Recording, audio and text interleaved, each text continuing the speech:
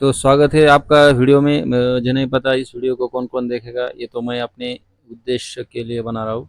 मतलब इसके लिए कि अब हिस्ट्री ऑप्शनल और जीएस के हिस्ट्री बहुत मतलब वास्ट सिलेबस है हिस्ट्री का। तो एंशियंट हिस्ट्री से हम शुरू करेंगे। हम सिर्फ इसको जो है पढ़ेंगे दोस्तों। आप ऑडियो इसका सुन सकते हो क्योंकि मैं धीरे धीरे पढ़ूंगा और जहाँ लगे वहाँ पे कुछ मतलब एक्सप्लेन भी करूँगा आपको। तो पहले तो हम क्वेश्चन देखेंगे। ये कंटेंट जो है दोस्तों, मैं किसी मतलब कोचिंग इंस्टीट्यूट का नाम नहीं लूँगा। जिसका है उसको ही मतलब क्रेडिट इसका जाता है और मुझे किसी से मतलब अनुमति लेने की भी ज़रूरत नहीं है। क्योंकि मैं अब दिखाऊंगा आपको क्वेश्चन। ये है source. Source free history and pre history, प्रागैतिहासिक एवं आद्य इतिहास। उसके बाद सिंधु घाटी सभ्यता। तो हमने ये स्रोत मतलब सोर्स और प्रागैतिहासिक, pre history and proto history इसको जो है कंप्लीट कर दिया है। तो आगे हमें सिंधु घाटी सभ्यता को भी जानना है, मतलब इंडस वैली सिविलाइजेशन। मतलब जो मीडियम है अपना वो तो हिंदी ही है, मगर साथ साथ इंग्लिश भी मैं जो है दोहराऊंगा। क्योंकि अगर अंग्रेजी को भी हम दोहराएंगे तो कभी हमें जो है क्वेश्चन को समझने में आसानी रहेगी मेंस में। तो हम शुरू कर दे दोस्तों। कैसे कैसे क्वेश्चन आते हैं ये देखो। सोर्स है, प्राग ऐतिहासिक है। उसके बाद इंडस वैली सिविलाइजेशन, सिंधु घाटी सभ्यता, मेगालिथिक कल्चर, महापाषाणयुगीन संस्कृतियाँ, और बाद में आर्यंस, वैदिक पीरियड, आर्य वैदिक काल, महाजनपद काल, उसके बाद मौर्य साम्राज्य। इस तरह से मतलब बहुत सारे क्वेश्चन है। मैं आपको बताऊंगा कि क्वेश्चन दो पेपर में रहता है। सोर्स से देखिए दोस्तों, ये फुल एक्सप्लेन भी है। सोर्स से जो है 2024 में कोई क्वेश्चन नहीं आया, 23 में नहीं आया, 22 में एक आया है। उसके बाद सीधे 18 में, 17 में और 15 और ये एक 2013, 13, 14, 15 से यहाँ पे सीधा क्वेश्चन मिल रहा है। 2018 से 2017 से यहाँ पे कोई क्वेश्चन नहीं मिला। 19 में दो मिले हैं। तो मतलब 2025 में इसमें से हमें क्वेश्चन देखने को मिल सकता है। तो हम देखेंगे अभी क्वेश्चन नहीं मतलब पेपर नहीं हुआ अभी मेंस का, हिस्ट्री ऑप्शनल का। जब होगा तो देखा जाएगा। तो इसलिए जो है हम एक मतलब एनसीईआरटी की क्या इंपॉर्टेंस है देखेंगे। ये सोर्स है, ये तो आउट ऑफ सिलेबस है। मतलब किसी बुक में इसके बारे में शायद ही लिखा भी होगा, मगर ज़्यादातर बुक में इसके बारे में कुछ नहीं आता। यहाँ से जो है शुरुआत होती है बुकों में या किताबों में। प्राग ऐतिहासिक एवं आद्य इतिहास। तो इसके क्वेश्चन अब हम देखने को शुरू करेंगे। ये देखिए, प्राचीन भारतीय इतिहास के स्रोत के रूप में विदेशी उड़न के कुछ लाभ हो सकते हैं, परंतु इनमें कतिपय कमियां भी हो सकती है। उपयुक्त उदाहरणों का हवाला देते हुए इस कथन का परीक्षण कीजिए। मतलब इसकी क्या जो है सीमाएं है, इसके क्या लिमिट लगाई है यार। जो भारतीय इतिहास के स्रोत के रूप में अगर हम विदेशी विवरण को जांचे या उनके जो कुछ दस्तावेज है, उन्होंने कुछ लिखा हुआ है मतलब किताबें, बुक्स, तो उनमें कुछ कतिपय कमियां भी मतलब उस पर कुछ सीमा भी हो सकती है। तो उसका उदाहरणों का हवाला देते हुए हमें इस कथन का जो है परीक्षण करना है। तो ये क्वेश्चन है। उसके बाद हड़प्पा संस्कृति के लिए कोई साहित्यिक स्रोत नहीं है, तो वैदिक काल के लिए कोई पुरातात्विक साक्ष्य नहीं, इस तथ्य की व्याख्या कीजिए। तो सही है, इसमें साहित्यिक स्रोत नहीं है। ये वैदिक काल के लिए कोई पुरातात्विक साक्ष्य नहीं है। तो ये दोनों भी जो मतलब कथन है इसकी हमें व्याख्या करनी है।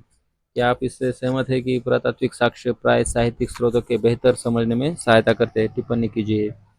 उसके बाद आरंभिक भारतीय ऐतिहासिक परंपरा जैसे कि वह इतिहास पुराने से प्रतिबिंबित है किस प्रकार प्रकट हुई है, इस शैली के विशिष्ट अभिलक्षण के क्या है। मतलब तो क्या है वो गलत हो गया है शायद, टाइप करने में मिस्टेक हो गई। पुरालेखीय स्रोतों में राजनीतिक इतिहास की अपेक्षा कला संस्कृति कई अधिक सीमा तक प्रतिबिंबित है। टिप्पणी कीजिए। प्राचीन भारतीय श्रुति साहित्य का ऐतिहासिक साक्ष्यों के रूप में किस सीमा तक उपयोग किया जा सकता है, उसके बारे में भी पूछा है 2015 में। और 2014 में विदेशी लेखकों के विवरणों का उपयोग करते समय इतिहास के लिए जो किंवदंती है, प्रत्यक्ष अवलोकन पर आधारित तथ्यों में भेद करना अति आवश्यक है, स्वोदाहरण द्वारा स्पष्ट कीजिए। मतलब जो मिथ्यक कहानियाँ जोड़ी है इतिहास में उसके बारे में पूछा है। प्राचीन भारत में जन और उसको उदाहरण के साथ जो है क्यों आवश्यक है, सो उदाहरण स्पष्ट मतलब उदाहरण के साथ स्पष्ट करना है। प्राचीन भारत में जन साधारण के मध्य लौकिक ज्ञान के प्रसार में पुराणों के योगदान की समीक्षा कीजिए। उसके बाद pre history and proto history. तो ऐसे कुछ बहुत सारे सवाल है। सिंधु घाटी सभ्यता के सवाल है बाद में। तो बहुत सारे सवाल जो है इसमें आते हैं। तो हम देखेंगे किस किस सवाल के हिसाब से हमें एनसीईआरटी का जो है लिखने में मदद हो सकती है। तो हम शुरू करेंगे अब एनसीईआरटी को। ये देखो, शुरू से एक एक लाइन बाय लाइन भारतीय इतिहास का अध्ययन जो है कैसे किया जाता है। अब देखो, तुम्हारे मन में अक्सर सवाल उठता होगा कि तुम इतिहास क्यों पढ़ते हो। गुजरे हुए ज़माने को समझने का एक रास्ता जो है इतिहास का अध्ययन है। उसके बाद इतिहास में ये समझाने का भी प्रयास किया जाता है कि हमारे पूर्वजों का जीवन किस तरह का था, उन्हें किन दिक्कतों का सामना करना पड़ता था और वे उन दिक्कतों को किस प्रकार जो है हल करते थे। अतीत को जानना तुम्हारे लिए बहुत ही अत्यावश्यक है, क्योंकि तभी तुम आज के भारत की परिस्थितियों को बेहतर ढंग से समझ सकते हो। तभी तुम्हें अपने देश की कहानी मालूम होगी जब तुम इतिहास का अध्ययन करोगे। इस कहानी की शुरुआत जो है सदियों पहले हुई थी। अब इतिहास के अध्ययन का तरीका। इतिहास के अध्ययन का तरीका कुछ बदल गया है। पहले इतिहास में ज़्यादातर तारीखों और घटनाओं की, अधिकतर केवल राजनीतिक घटनाओं की भरमार रहती थी। अब इतिहास का दायरा विस्तृत हो गया है। अब इतिहास में जीवन के अनेक पहलुओं का भी समावेश होता है। जीवन के विविध अंगों के अध्ययन को ही हम संस्कृति कहते। एक जमाना था जब समझा जाता था कि कला, स्थापत्य, साहित्य और दर्शन से संबंधित जानकारी ही संस्कृति है। अब संस्कृति में समाज की सभी गतिविधियां का समावेश होता है। जो गतिविधियां है जैसे कि आर्थिक, सामाजिक, सांस्कृतिक, धार्मिक, राजनीतिक और भी कई जो गतिविधियां है मनुष्य की, मतलब जीवन उधर निर्वाह क्या था, क्या करता था, मनोरंजन के लिए मनुष्य क्या करता था, ये सब गतिविधियां जो इतिहास में अब समावेश होने लगा है। इसलिए इतिहास में अब समाज के केवल उच्च वर्गों का ही नहीं बल्कि समाज के सभी स्तरों के समुदायों का अध्ययन भी होता है। अब इतिहास में राजाओं और राजनीतिकों के अलावा जो है उन सामान्य लोगों के बारे में भी जानकारी रहती है जिन्होंने इतिहास को बनाने में योगदान तो दिया है। लेकिन इतिहास में कला और स्थापत्य का, भारतीय भाषाओं के विकास का, साहित्य का तथा धर्मों का अध्ययन होता है। अब हम केवल यह नहीं देखते हैं कि समाज के कुलीन वर्गों में क्या होता है, क्या क्या होता था, बल्कि निचले स्तरों के लोगों के कार्यों और रुचियों को भी हम जानने का जो है प्रयास करते रहते हैं। इससे इतिहास का अध्ययन अधिक दिलचस्प हो जाता है और हम अपने समाज को काफ़ी बेहतर ढंग से समझने को जो है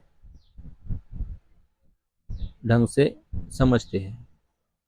तो इस प्रकार नागार्जुन कोंडा का ये जो है इस एनसीईआरटी वर्ल्ड में जो है चित्र बताया गया है। एक रंगभूमि एमपी थिएटर के अवशेष जो है नागार्जुन कोंडा में हमें इस प्राप्त हुए, जो इस तथ्य तथा अन्य अनेक स्थापत्यों का निर्माण इक्ष्वाकु राजाओं के शासनकाल में ईसा की तीसरी चौथी सदियों में जो है हुआ था। नागार्जुन सागर बांध तैयार हो जाने पर ये प्राचीन स्मारक जलमग्न हो जाते थे, इसलिए इस रंगभूमि को और यहाँ के अन्य अनेक स्मारकों को एक एक पत्थर और एक एक ईंट सहित उठाकर जलाशय के बीच एक ऊंची पहाड़ों पर अपने मूल रूप से पुनः स्थापित कर दिया गया है। तो आगे प्रचलित हुए, बेहतर ढंग से जो है प्रचलित हुए, यहाँ से जो है शुरुआत करेंगे। ये तो मतलब ये एक इम्पोर्टेंट बिंदु के तौर पर हम देख सकते हैं, मतलब इसका और इसका कुछ जो है मतलब रिलेशन नहीं है। यहाँ से जो है सीधे शुरू कर देते हैं दोस्तों। ये मैंने आपको बीच में जानकारी दी है एक अलग प्रकार की, जैसे कि क्या साक्ष्य प्राप्त हुए हैं। हमारे कई मौजूद विचारों के बारे में हम सोचते हैं कि पुराने ज़माने से चले आ रही है इसलिए सही है, लेकिन हर मामले में ऐसा नहीं हो सकता दोस्तों। जैसे कोई प्रथा, कुप्रथा, जैसे कि ज़रूरत के हिसाब से उन लोगों ने बनाए थे। इसलिए अपने इतिहास को ठीक से जानने और समझने में हमें बड़ी सावधानी बरतनी चाहिए ताकि इसका दुरुपयोग न हो। और वर्तमान को समझने के लिए अतीत को समझना अत्यंत ज़रूरी है। मतलब जो आज क्यों चल रहा है, क्या चल रहा है, वर्तमान समझने के लिए हमें अतीत, जो अतीत है हमारा इतिहास से भूतकाल है, उसे समझना हमें बहुत ज़रूरी है। इतिहास की सही जानकारी दो चीज़ों पर निर्भर करती है। एक, स्रोत सामग्री का विवेचन करके सावधानी से उपयोग करना। प्राचीन काल के इतिहासवेत्ताओं को विभिन्न किस्म की स्रोत सामग्री का उपयोग करना पड़ता था। इसमें से कुछ स्रोत सामग्री विश्वसनीय होती है और कुछ नहीं भी होती है। तो कुछ विश्वास करने के लायक स्रोत है, सोर्स है, तो कुछ नहीं है दोस्तों। ज़्यादा महत्व देना जो है, इसलिए विश्वसनीय स्रोत सामग्री को ज़्यादा महत्व देना ज़रूरी है। और दूसरी चीज़ यह है कि इतिहासवेत्ता अपने कुछ कथनों के बारे में जो दलीलें देते हैं वो बुद्धि संगत होनी चाहिए। ऐतिहासिक घटनाओं के पीछे कुछ ना कुछ कारण होने चाहिए। इन कारणों की पूरी जो है जांच पड़ताल होने के कारण इन कारणों की पूरी जांच पड़ताल होनी चाहिए। अतीत की बुद्धिपूर्वक जांच पड़ताल करना जो है करना तो और भी ज़्यादा ज़रूरी है। केवल इसी तरीके से ऐतिहासिक ज्ञान को आगे बढ़ाया जा सकता है। इसके अलावा अतीत का अध्ययन बड़ा ही दिलचस्प होता है। ये गड़े हुए खजाने की खोज के खेल खेल जैसी चीज़ें, इस खेल में खजाने को खोजने के लिए भिन्न भिन्न जगहों पर सुराग या संकेत छिपे रहते हैं। एक सुराग मिलने पर तुम्हें अगले सुराग का जो है पता चल जाता है। इस प्रकार धीरे धीरे आगे बढ़ते हुए अंत में तुम खजाने तक पहुंच जाते हो। इतिहास के मामले में खजाने का अर्थ यह है जानना है कि तुम्हारे जन्म के काफ़ी पहले दुनिया में और हमारे देश में क्या क्या घटित हुआ था। तो हम मतलब जिसको इंटरेस्ट है दोस्तों इतिहास के बारे में जानना है और मेरा वीडियो अच्छा लग रहा है तो ही वीडियो को देखें, अन्यथा अपना समय जो है खराब ना करें। तो हम यहाँ से पढ़ने को शुरू करते हैं, मतलब बताने को। भारत के अतीत की शुरुआत कई हजारों साल पहले हुई थी। हमारे पूर्वजों ने अपने पीछे जो चीज़ें छोड़ी है उनसे हमें अतीत के बारे में बहुत सारी जानकारी मिलती है। नज़दीक के अतीत के बारे में हमें लिखित और मुद्रित दस्तावेजों से जानकारी मिलती है। जब अभी छपाई का ज्ञान नहीं था, उस युग के हमें कागज़ पर हाथ से लिखे हुए लेख या ग्रंथ मिलते हैं, परंतु उससे भी पहले के युग में जब कागज़ नहीं बना था, लेख और ग्रंथ ताड़पत्र और भोजपत्र और ताम्रपत्रों पर लिखे जाते थे। कभी कभी लेख बड़ी शिलाओं, खंभों, पत्थरों के दीवारों या मिट्टी तथा पत्थरों के जो है पत्थर है के छोटे छोटे फलकों पर भी उकेरे जाते थे। अतीत में और अधिक पीछे एक ऐसा भी समय था जब लोग लिखना भी नहीं जानते थे। प्राचीन काल के उन लोगों के जीवन के बारे में हमें जानकारी उन चीज़ों से मिलती है जो वे छोड़े गए हैं, जैसे कि उनके मिट्टी के बर्तन, मृद भांड या उनके हथियार या औजार। ये ठोस चीज़ें हमें जो इन्हें हम देख सकते हैं, छू सकते हैं। अभी कभी तो इन चीज़ों को सचमुच ही धरती से जो है खोद कर निकालना पड़ता है। ये तमाम चीज़ें ऐतिहासिक खजाने के खोज को निकालने के लिए खेल के एक सुराग है, निकालने के खेल के सुराग है। सुराग अनेक प्रकार के हो सकते हैं। सबसे ज़्यादा उपयोग हस्तलिपियों का होता है। हस्तलिपियाँ उन पुस्तकों को कहते हैं जो ताड़पत्रों या भोजपत्रों या कागज़ पर लिखी गई है। आमतौर पर कागज़ पर लिखी हुई हस्तलिपियाँ ही अधिक मिलती है, यद्यपि ये उतनी पुरानी नहीं होती जितनी कि ताड़पत्रों या भोजपत्रों पर लिखी हुई पुस्तकें। ये ज़्यादा पुरानी पुस्तक जिन भाषाओं में लिखी है गई है, उनमें से कुछ भाषाएं आज हमारे देश में नहीं बोली जाती, जैसे पाली और प्राकृत भाषाएं। दूसरी अनेक पुरानी पुस्तकें संस्कृत और अरबी भाषा में है। इन भाषाओं का आज भी हम अध्ययन करते हैं और कभी कभी धार्मिक संस्कारों में इनका इस्तेमाल करते हैं, पर आज हम इन्हें अपने घरों में नहीं बोलते। तमिल भाषा में पुरानी पुस्तकें मिलती है। दक्षिण भारत में बोली जाने वाली इस तमिल भाषा में काफ़ी पुरानी साहित्य जो है मिलता है। ये सब शास्त्रीय भाषाएं कहलाती है। दुनिया के अनेक भागों का इतिहास विभिन्न शास्त्रीय भाषाओं में लिखा मिलता है। प्राचीन यूरोप में पुस्तकें प्राय यूनानी, ग्रीक और लैटिन भाषा में लिखी जाती थी। पश्चिम एशिया में पुस्तकें अरबी तथा हिब्रू भाषा में और प्राचीन चीन में शास्त्रीय चीनी भाषा में लिखी जाती है। ऐसे जो है भाषाएं है। भारत की हस्तलिखित पुस्तकें जिन लिपियों में लिखी गई है वे हमारे आज की लिपियों से काफ़ी मिलती जुलती है। संस्कृत की अधिकतर पुस्तकें देवनागरी लिपि में लिखी गई है। देवनागरी में लिखी इन पुस्तकों को तुम पढ़ सकोगे, परंतु जब जब तक तुम्हें संस्कृत भाषा का ज्ञान ना होगा तब तक नहीं समझ पाओगे कि इन पुस्तकों में क्या लिखा हुआ है। लेकिन 2000 साल पहले की लिखावट काफ़ी भिन्न रही होगी। उस जमाने के अभिलेख पढ़ने के लिए तुम्हें उस पुरानी लिखावट या लिपि को मेहनत करके सीखना होगा। उस अधिक प्राचीन लिपि में लिखी गई हस्तलिपियाँ उसके बाद जो है आज नहीं मिलती, पर उस जमाने के अभिलेख आज भी मिलते हैं। पत्थर की सतह पर या धातु के पत्रों पर जो लेख उकेरे जाते हैं उन्हें शिलालेख, अभिलेख कहते हैं। देश के विभिन्न भागों से विभिन्न भाषाओं में ऐसे अनेक अभिलेख मिले हैं। अतीत के बारे में जोड़ बटोर कर जानकारी प्राप्त करने के लिए अभिलेख एक प्रकार से सुरागों का काम करते हैं। हस्तलिखित पोथियाँ प्राय पुस्तकालय में मिलती है, परंतु अभिलेख शिलालेखों लेखों शिला अभिलेख शिलाखंडों, स्तंभों, प्रस्तर फलकों, भवनों और धातु पत्रों पर पाए जाते हैं। अभिलेख जो पाए जाते हैं इन सारी चीज़ों पर पाए जाते हैं। भारत के इतिहास के बारे में अधिकतर जानकारी हमें पुरातत्व विज्ञान द्वारा जुटाए गए सबूतों से मिलती है। प्राचीन काल के अवशेषों के अध्ययन का पुरातत्व विज्ञान जो है कहते हैं। इन अवशेषों में स्मारक या भवन, सिक्के, मिट्टी सिक्के, मिट्टी के बर्तन, पत्थर तथा धातु के औजार, प्रतिमाएं, मूर्तियां तथा अनेक किस्म की जो है ऐसी चीजें होती है जिनका सदियों में पहले के लोग अपने दैनंदिन जीवन में जो है उपयोग करते थे।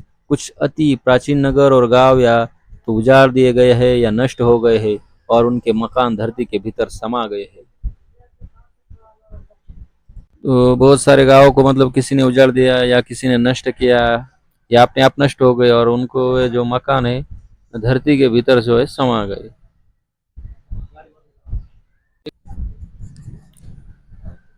यानी उन्हें धरती के भीतर से खोद कर निकाला जाता है, परंतु कुछ प्राचीन भवन आज भी वैसे के वैसे खड़े हैं। जैसे मंदिर उत्खनन करने की कोई ज़रूरत नहीं, मतलब कुछ तो निकालना पड़ता है और कुछ जो है ऐसे के ऐसे जो है खड़े हैं, उन्हें कुछ सी उत्खनन की ज़रूरत नहीं। जैसे कोणार्क का सूर्य मंदिर, अजंता की लेनिया, भीमबेटका गुफा, वैसे मतलब कुछ जो है अवशेष। पुरातत्व विज्ञान की सामग्री से हमें जानकारी मिली है कि हजारों साल पहले भारत के स्त्री पुरुषों का जीवन किस प्रकार का रहा है। उसे हम आदिम अवस्था वाला जीवन कहते हैं, क्योंकि लोग अपनी जीविका के लिए ज्यादातर प्रकृति पर निर्भर रहते थे। न वे अपना भोजन पकाते थे, न उनके कपड़े सिले होते थे, न कि उनके घर होते थे।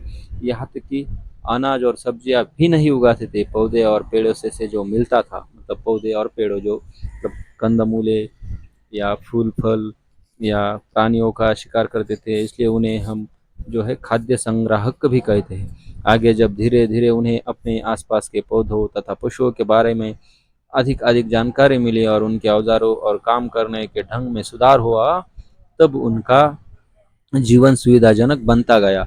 अंत में उन्होंने पौधे उगाना और पशु पालने के तरीकों को खोज निकाला। उस अवस्था ने मानव को जो है हम अब खाद्य उस जो वो मानव है उसे हम अब जो है खाद्य संग्रह से खाद्य उत्पादक बन गया, इसलिए हम उसे खाद्य उत्पादक कहते। तब मानव केवल उन चीज़ों पर निर्भर नहीं रह गया था जो प्रकृति में सहज मिल जाती थी, बल्कि उसने आवश्यक वस्तुओं का उत्पादन करना प्रारंभ कर दिया। कि अब उसके जीवन में एक मतलब प्रगति के रास्ते पर वो चल रहा था। जीवन में ये एक बहुत बड़ा सुधार था। जल्द ही इन लोगों को जो है उनके लोगों के जीवन स्तर में इतना अधिक सुधार हुआ कि हम देखते रह गए कि वे न केवल बाढ़ या झोपड़ियों में रहने लगे, बल्कि उन्हें चिंतन करने, अपने विचारों को लिपिबद्ध करने और अपना रहन सहन सुधारने के लिए पर्याप्त समय जो है मिलने लगा था। भारत एक बड़ा उपमहाद्वीप है, परंतु इसके भौगोलिक लक्षण सुस्पष्ट है। उत्तरी सीमा पर जो पर्वत है वे भारत को पश्चिमी तथा मध्य एशिया से अलग करते हैं, परंतु इन पर्वतों में जो अनेक दर्रे हैं वे संपर्क के रास्ते थे और सदियों तक लोग इनमें इनमें से दोनों ओर से आते जाते रहे। ये पहाड़ी दर्रे विचारों के आदान प्रदान की भी मार्ग बने। सिंधु और गंगा के मैदान उपजाऊ क्षेत्र थे, इसलिए अनेक लोग यहाँ बस गए थे। आरंभ में यहाँ घने जंगल थे, धीरे धीरे इन जंगलों को काटा गया, जमीनों को कृषि योग्य बनाया गया, तभी जाकर मैदानों में कई राज्यों का उदय और विस्तार हुआ। यदि तुम दिल्ली से कलकत्ता तक रेल यात्रा करो तो तुम्हें दूर दूर तक खेत खेत ही खेत नजर आएंगे। आज यकीन करना कठिन है कि किसी समय इस क्षेत्र में घने जंगल रहे होंगे, मतलब आज हम यकीन नहीं कर पाते। भारतीय प्रायद्वीप एक ऊंचा पठार है, इसमें से अनेक नदियां बहती है। आरंभ में नदियों की इन घाटियों में ही आदमी ने अपनी बस्तियां बसाई थी। भारत के पश्चिमी तथा पूर्वी समुद्र तट के क्षेत्र में भी उपजाऊ थे। पूर्वी समुद्र तट का क्षेत्र अधिक उपजाऊ है क्योंकि यहाँ अनेक नदियां डेल्टा बनाती है। जिन क्षेत्रों में वातावरण अनुकूलन होता है वहाँ अधिक बस्तियां स्थापित हो जाती है। विभिन्न क्षेत्रों में पैदा होने वाली चीजें जो है उसका लेन देन करने के लिए बस्तियों के बीच अक्सर ही संबंध स्थापित हो जाते थे। ऐसे लेन देन से व्यापार का जन्म होता है और संपर्क सूत्र व्यापारी मार्गों में बदल जाते हैं। व्यापार से लोगों के आवागमन को बढ़ावा मिलता है। व्यापारी एक स्थान से दूसरे स्थान आते जाते रहते हैं और इस प्रकार लोगों में आपसी मेल मिलाप बढ़ता है। सबसे पहले लेन देन और आवागमन करने वाले वे पशुचारी लोग थे जो अपने पशुओं को विभिन्न चारागाहों तक ले जाते थे, मतलब एक भूमि से दूसरी भूमि, एक क्षेत्र से दूसरे क्षेत्र तक जो लेके जाते थे वही जो है सबसे पहले आवागमन करने के मतलब उन्होंने आवागमन शुरू किया था। आबाद हुए किसानों से संबंध स्थापित करते थे और अपने साथ लेन देन की कुछ चीजें लेकर चलते थे। जहाँ से लेन देन में सफलता मिली है वहाँ धीरे धीरे लेन देन के काम का पूरा जिम्मा व्यापारियों ने ही ले लिया और तब वाणिज्य व्यवसाय को बढ़ावा मिला। इसलिए पशुपालन, कृषि तथा व्यापार मनुष्य के महत्वपूर्ण कार्य है और ये इतिहास के विकास में प्रमुख भूमिका अदा करते हैं। कौन लोग हैं, कहाँ से आए, यह जानने का एक तरीका है उस क्षेत्र की भाषाओं का अध्ययन करना। एक स्थान से दूसरे स्थान पर जा बसने वाले लोग अपने अपने साथ अपनी भाषा भी ले जाते थे। तब इन नए लोगों की भाषा का स्थानीय लोगों की भाषा के साथ मिश्रण होता था और भाषाओं के इस मिश्रण से एक नई भाषा जन्म लेती थी। जिन क्षेत्रों के लोगों का दूसरे लोगों के साथ अधिक संपर्क होता है, उनका जीवन तेजी से बदलता है। परंतु कुछ ऐसे भी क्षेत्र होते हैं जो दूसरे से कटे हुए या अलग अलग बने रहते थे। ऐसे क्षेत्रों के लोगों में कम से कम परिवर्तन होता है। भारत के कुछ भागों में ऐसे क्षेत्र जहां अधिक परिवर्तन नहीं हुआ। ऐसे क्षेत्रों में अक्सर जो लोग बसते हैं उन्हें हम आदिम जनजातियां या आदिम संस्कृतियां कहते हैं। भारतीय संस्कृति के अध्ययन के लिए इनका बड़ा महत्व है। इनका जीवन क्रम पर प्राचीन भारत के उस समय के लोगों के जीवन के समान है जब भारतीय संस्कृति का प्रारंभ हो रहा था।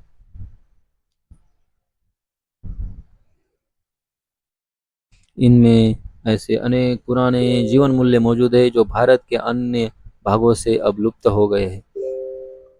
हमारे लिए यह सौभाग्य की बात है कि भारत में ऐसी आदिम संस्कृतियां अभी भी जो है जीवित है। इनसे हमें अनेक बातों की जानकारी मिलती है। तो दोस्तों, हमने जो इसका अध्याय पहले से जो मतलब इतिहास के बारे में क्या जानेंगे, कैसे जानेंगे भारतीय इतिहास का अध्ययन, इसकी जो भूमिका है उसे हमने देख लिया है।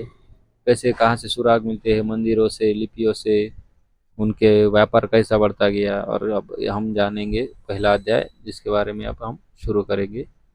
दोस्तों, ये पूरा जो है पीडीएफ मतलब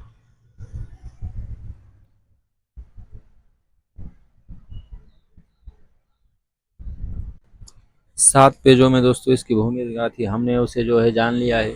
अब अध्याय 1 को शुरुआत करेंगे। आदिम मानव। आदिम मानव जो है सभ्य बनने में लाखों साल गए। मतलब इतना सादा वो जो है टाइम उसको लगा, और लाखों साल बोलने में हमें एक सेकंड भी नहीं मिलता है दोस्तों, मतलब नहीं लगता है। एक सेकंड में हम जो है आदिम मानव को सभ्य बनने में लाखों साल लग गए, ऐसा बोल सकते हैं। खाद्य संग्रह से खाद्य उत्पादक तक की अवस्था तक पहुंचने में आदमी को करीब करीब 3 लाख साल लग गए थे। परंतु एक बार खाद्य उत्पादक बनने के बाद मनुष्य ने बड़ी तेजी से उन्नति की। मनुष्य के आसपास जो है मनुष्य का अपने आसपास के वातावरण पर जितना अधिक नियंत्रण होता है, उतनी ही अधिक तेजी से वो उन्नति करता है। आरंभ में आदमी की जिंदगी खाना बदोश थी, यानी वे भोजन और आश्रय की तलाश में झुंड बनाकर एक स्थान से दूसरे स्थान पर घूमते रहते थे। आमतौर पर एक झुंड में कुछ पुरुष, स्त्रियां तथा बच्चे होते थे। सुरक्षा की दृष्टि से अकेले रहने की बजाय समूह बनाकर रहना बेहतर था। उन दिनों का जीवन सचमुच ही बड़ा कठिन था, क्योंकि लोग पेड़ों के फल फूल खाते थे और जो जानवर मिल जाते थे उनका शिकार करते थे। वे शाक भाजी अनाज पैदा करना नहीं जानते थे। इसलिए जब वे एक स्थान पर मिलने वाली सभी वस्तुओं को खाकर खत्म कर देते तो उन्हें भोजन की तलाश में अन्य किसी स्थान पर जाना पड़ता था। इसी प्रकार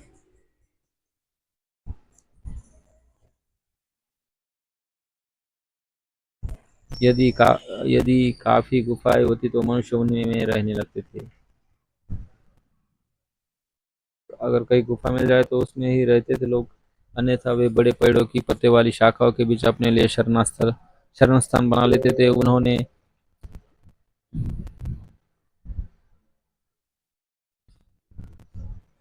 उन्हें दो चीजों का भय रहता था, मौसम का और जंगली जानवर का। आदिम मानव नहीं जानता था कि बादल क्यों गरजते हैं या बिजली क्यों चमकती है, और जब किसी चीज का कारण समझ में नहीं आता तो आदिम मानव जो है उससे भयभीत रहता था। बाघ, शेर, चीता, हाथी और गैंडे जैसे खूंखार जानवर जंगलों में घूमते फिरते रहते थे, और उन दिनों भारत में खूब जंगल थे।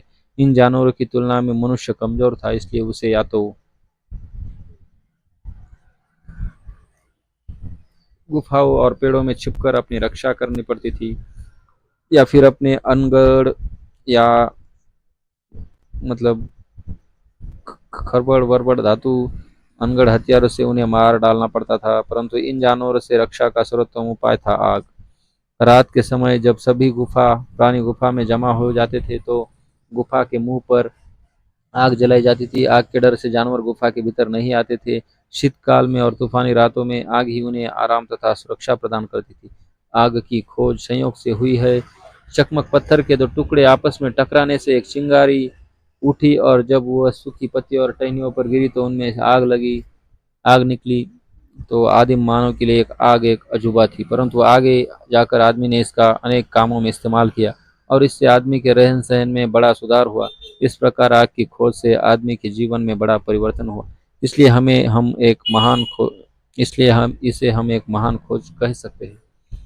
तो दोस्तों, औजार और हथियार देखने से पहले हम जानेंगे, ये जो पीडीएफ है 62 पेज का है, ये देखिए। इसे आज हम जो है पूरा एक वीडियो में नहीं करेंगे। हम जो है मतलब पाषाण काल तक कंप्लीट करेंगे और उसके बाद में सिंधु घाटी सभ्यता को आगे सिंधु घाटी सभ्यता तक पढ़ेंगे। तो देखते हैं दोस्तों। चकमक पत्थर का आग पैदा करने के अलावा अन्य कई कामों में इस्तेमाल होता था। चकमक पत्थर कठोर है परंतु इसके चिप्पड़ आसानी से निकलते हैं, इसलिए इसे तरह तरह के आकार दिए जा सकते थे। चकमक पत्थर तथा कुछ अन्य किस्मों के पत्थरों का औजार और हथियार बनाने में इस्तेमाल हुआ। इस तरह की कुछ चीज़ें जो है पंजाब से पंजाब के पंजाब में जो है सोहन नदी घाटी में मिली है। कुछ स्थानों में जैसे कश्मीर की घाटी में जानवर की हड्डियों से भी औजार और हथियार बनाए जाते थे। पत्थर के बड़े टुकड़ों से जो आदमी की मुट्ठी में आ सकते थे, हथौड़े, कुल्हाड़ियाँ और बसूले बनाए जाते थे। आरंभ में बिना मुट्ठी की कुल्हाड़ियों से ही पेड़ आदि की टहनियाँ काटी जाती थी। बाद में उसे डंडे से बांध दिया गया तो उसकी शक्ति बढ़ गई और उसका बेहतर उपयोग होने लगा। औजारों के उपयोग से आदमी को बड़ा लाभ हुआ। इनसे वो पेड़ों की टहनियाँ काटने, जानवर मारने, जमीन खोदने और लकड़ी तथा पत्थरों को शक्ल देने में समर्थ हुआ। पत्थर के छोटे छोटे टुकड़े जो प्राय बड़े टुकड़ों के छीलन व कर्तन होते थे, इतनी सावधानी से बनाए जाते थे कि उनमें पतली धार आ जाती थी और तब बारीक काम के लिए उनका चाकू या खुरसनी के रूप में उपयोग होता था, अथवा उन्हें नोकदार बनाकर तीर या भाले के साथ बांध दिया जाता था। पानी की सुविधा के लिए आदिम मानव प्राय नदी या झरने के किनारे रहता था। यदि तुम हिमालय की तराई की नदियों के पाटों में, दक्कन के पठार के कुछ भागों में जैसे नर्मदा की घाटी में घूमो और जमीन में गौर से देखो तो यदा कदा आदिम मानव का ऐसा कोई औजार तुम्हारे हाथ लग सकता है। पुरातत्ववेत्ता इन औजारों को अश्मो उपकरण कहते हैं, मतलब दगड़ों से बने हुए हथियार। तो इस बॉक्स में जो जानकारी दी इसे भी हम पढ़ेंगे। मानव के आरंभिक इतिहास के हजारों वर्षों में के एक मात्र अवशेष है पत्थर के अनगढ़ औजार, जिनका इस्तेमाल शिकार तथा अन्य कामों में होता था। ये औजार अक्सर नदियों के कगारों में मिलते हैं, जहाँ प्राचीन मानव जंगली जानवरों के शिकार की खोज में घूमता फिरता था, अथवा गुफा और शैलाश्रयों में मिलते हैं जहाँ मानव रहता था। इस युग में पत्थर के औजारों का खूब इस्तेमाल होता था, इसलिए इसे पाषाण युग कहते हैं। इसलिए किए गए पत्थर के औजारों के स्वरूप आधार पर पाषाण युग को 3 अवस्थाओं में बांटा गया था: प्राचीन, पूर्व, मध्य और उत्तर। मनुष्य अपनी भोजन सामग्री के लिए लगभग पूरी तरह प्रकृति पर निर्भर था। अपने प्रारंभिक औजारों से वह अनेक काम लेता था, जैसे मरे हुए पशुओं की खाल उतारना, उनका मांस काटना तथा उनकी हड्डियां फाड़ना आदि अनुभवों ने उसे सिखा कि पत्थरों से जो है ठीक प्रकार चिप्पड़ निकाले जाते हैं और खास जरूरत के लिए किस तरह की औजार जो है बनाए जाते हैं। मानव विकास की 3 अवस्थाओं के अनुरूप औजारों की 3 अलग अलग श्रेणियां हैं। पुरापाषाण युग के औजार: गिट्टी नुमा औजार, जिनका कंडासे की तरह इस्तेमाल होता था और जिनमें काटने के लिए तेज धार बनाई जाती थी। 2 हाथ की कुल्हाड़ी: अनेक कामों में इस्तेमाल होने वाला यह औजार आमतौर पर नाशपाती के आकार का होता था और इसके दोनों ओर लंबी धारें होती थी। 3 चिरफाड़ का औजार, जिसमें बसूले जैसी चौड़ी धार होती थी। मध्य पाषाण युग के औजार: छेद करने वाले तीर के नोक, खुरचनी आदि। उत्तर पाषाण युग के औजार: नोकदार, चंद्रकला के आकार के और खुरचने वाले औजार आदि। इनमें कुछ औजारों को इस्तेमाल तेज दौड़ने वाले जानवरों को मारने के लिए होता था। इस युग में मनुष्य ने भोजन संग्रह में दक्षता प्राप्त की। इसी से आगे बढ़कर मनुष्य ने पौधों की जो है खेती करना शुरू कर दिया। उसके बाद मनुष्य के कपड़े: आदिम मानव को कपड़े के बारे में कोई अधिक कठिनाई नहीं थी। गर्मी के मौसम में बिना कपड़ों के चला जाता था। बरसात या ठंडक के दिनों में मारे मारे हुए जो पशु रहते थे, पशु को मारकर उनकी खाल या वृक्षों की छाल अथवा बड़े पत्ते कपड़े के रूप में काम लाए जाते थे। बदन पर लपेटे गए एक या दो मृग चर्म शरीर को गर्म रखने के लिए पर्याप्त थे। स्थिर जीवन का प्रारंभ। आगे चलकर मनुष्य ने स्थिर जीवन का प्रारंभ किस तरह किया उसे देखेंगे। जैसे आदमी को अपने आसपास की वस्तुओं का अधिक ज्ञान होता गया, वैसे वैसे अधिक सुविधा का जीवन बिताने की उसकी लालसा बढ़ती गई। जैसे आज भी मनुष्य की लालसा बढ़ी है, कहीं मनुष्य की लालसा नहीं रुक पा रही। कुछ नई खोजों के साथ आदमी का रहन सहन भी बदल गया। इनमें आदमी की सबसे महत्वपूर्ण खोज थी पौधे उगाना और अन्न पैदा करना। उसने पता लगा लिया कि भूमि में बीज डालने पर जो है पौधे उगते हैं, और पूर्ण खोज थी भूमि में बीज डालने और पानी देने से पौधे उगते हैं। यह कृषि की शुरुआत थी। यह एक महत्वपूर्ण खोज थी, क्योंकि मानव को अब भोजन की तलाश में एक जगह से दूसरी जगह भटकने की जो है जरूरत नहीं रह गई थी। उसका खाना बदोश जीवन अब समाप्त हो चुका था, और उसने एक स्थान पर टिके रहने वाले किसानों का जीवन शुरू कर दिया था। मानव की जीवन मानव ने किसानों वाला जीवन शुरू कर दिया था। मानव जीवन पद्धति में ये परिवर्तन भारत के विभिन्न भागों में विभिन्न कालों में हुए। हमारे देश के अधिकांश स्थानों में ये परिवर्तन आज से करीब 4 से 5 हजार साल पहले हुए हैं। पशुपालन।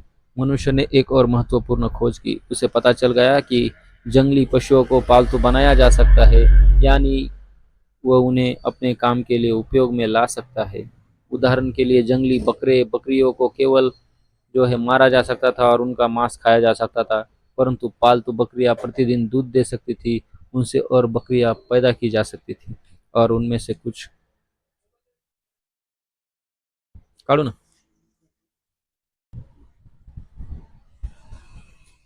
तो दोस्तों, ये जो स्थिर जीवन का आरंभ मतलब कृषक बन गया जो मनुष्य है, 5 हजार साल पहले ये परिवर्तन हुआ हमारे अधिकांश स्थानों में, हमारे देश के अधिकांश स्थानों में।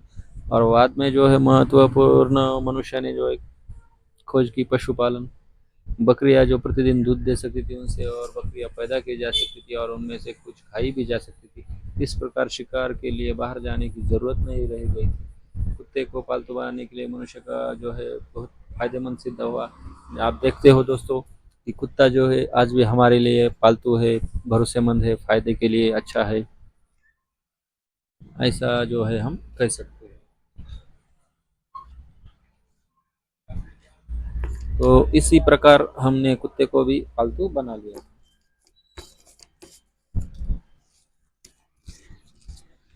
उसके बाद उन्हें इतना मतलब सिद्ध हो गया कि जो है प्रकार शिकार के लिए जाना नहीं पड़ता। ढोरों का बड़ा लाभ था, क्योंकि उनसे न केवल भोजन मिलता था बल्कि हल जोतना और गाड़ी खींचने में भी उन्हें काम में लाया जा सकता था।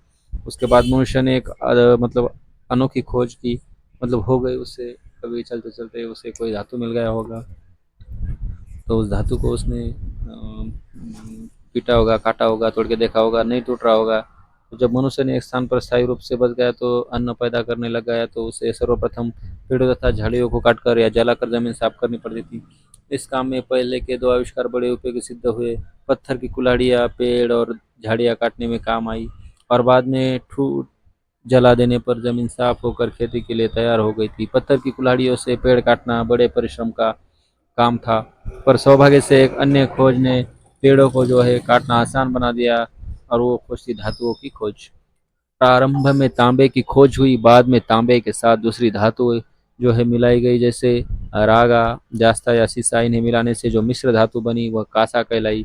ये सब कैसे हुआ? कच्ची धातुओं को धातु के पिंड को पिघलाकर किस प्रकार धातु तैयार की गई, यह हमें मालूम नहीं है। धातु की छुरियाँ और कुल्हाड़ियाँ पत्थर के औजारों से अधिक पैनी और बेहतर काम करने वाली सिद्ध हुई थी। जिस युग में मनुष्य केवल पत्थरों के औजारों का इस्तेमाल करता था, उसे पाषाण युग अथवा पूरा पाषाण युग तथा नवपाषाण युग कहते थे। जिस युग में मनुष्य ने छोटे छोटे पत्थरों के औजारों के साथ साथ धातु के औजारों का इस्तेमाल शुरू कर दिया, उसे ताम्र युग या कांस्य युग या ताम्र पाषाण युग कहते थे। भारत के कई स्थानों से उस युग की तांबे या कांसे की कुल्हाड़ियाँ और छुरियाँ मिली है। ऐसे कुछ स्थान है ब्रह्मगिरी मैसूर के पास और नवदा टोली नर्मदा के तट पर। पहिया, ये पहिया तो बहुत मतलब अत्यंत महत्वपूर्ण खोज साबित हुआ मानव जीवन की। जैसे कि अत्यंत महत्व की खोज चाक या पहिया। पर कोई नहीं जानता था कि पहिए की खोज किसने की है, कहाँ और कब की है, लेकिन इस खोज से आदमी के जीवन में बड़ी तेजी से प्रगति हुई। पहिए या चक्र की आवश्यकता आज भी है। फिर हम जो है वह चाहे हाथ की घड़ी जैसी छोटी चीज़ के लिए हो या रेलगाड़ी जैसी बड़ी चीज़ के लिए हो, पहिए की हमें ज़रूरत या आविष्कार ने जीवन को अनेक प्रकार से काफ़ी मतलब सुगम बना दिया। ये उदाहरण के लिए प्रक्रिया पहिए के प्रयोग के पहले मनुष्य एक स्थान से दूसरे स्थान तक पहुंचने के लिए या तो पैदल जाता था किसी पशु की पीठ पर बैठकर, लेकिन अब वो ऐसी गाड़ी बना सकता था जिसे कोई पशु खींचता और जिसमें एक से अधिक आदमी बैठकर एक स्थान से दूसरे स्थान पहुंच सकते थे। पहिए ने भारी चीज़ों को एक स्थान से दूसरे स्थान तक ले जाने में सहायता दी। काफ़ी जो है मतलब जो संभव नहीं था वो संभव हो गया पहिए के कारण। इसके अलावा चाक के प्रयोग ने मिट्टी के बेहतर बर्तन बनाने में योगदान दिया। प्रारंभिक गांव मानव का जीवन स्थिर होने पर दूसरे कई परिवर्तन हुए। जब तक लोगों को एक स्थान से दूसरे स्थान पर भटकना पड़ा था, तब तक उन्हें पुरुषों के स्त्रियों तथा बच्चों के बड़े समूह में रहना पड़ा था। समूह के भीतर एक दूसरे को सुरक्षा और सहायता मिलती थी।